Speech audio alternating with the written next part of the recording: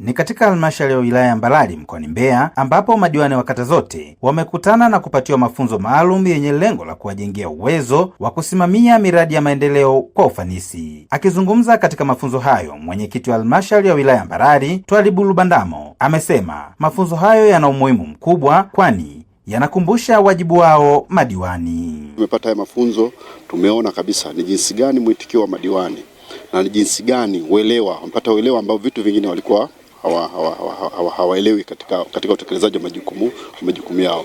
Kwa hiyo niseme tu haya mafunzo sasa yanakwenda kumfanya diwani ajue ni nani na ana majukumu gani kwenye kata yake, lakini ana majukumu gani kwenye halmashauri, ana majukumu gani kwa wananchi wake.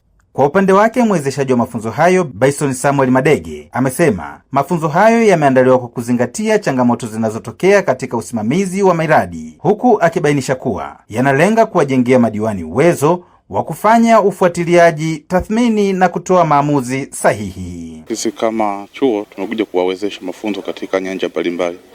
Tumejipanga vema, tutawafundisha masuala ya uongozi na utawala bora. Lakini viongozi hao inabidi wawe watu waadilifu, hivyo tuna mada za maadili.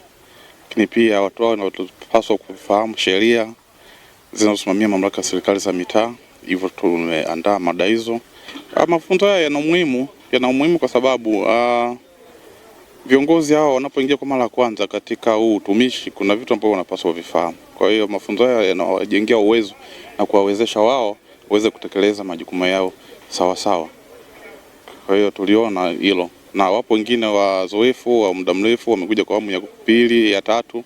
Pia nao tunakumbushana mawili matatu kuhusu masuala haya ya kiuongozi. Diwani ni waheshimiwa wenye dhamana kubwa ya kiuongozi katika mamlaka hizi, lazima wapate mafunzo ya mara kwa mara, waongeze ujuzi wao. Baadhi ya madiwani walioshiriki mafunzo hayo wamesema kuwa yamewapa mwanga mpana juu ya wajibu wao, wakieleza kuwa wako tayari kufanyia kazi yale yote waliofundishwa ili kuhakikisha miradi ya maendeleo inatekelezwa kwa wakati na kwa viwango vinavyostahili. Cha kwanza ametujengea uwezo wa kutoka kwenda kuhudumia wananchi wetu, kusimamia miradi, kusimamia uongozi na kujua kanuni na utawala bora wa kiongozi.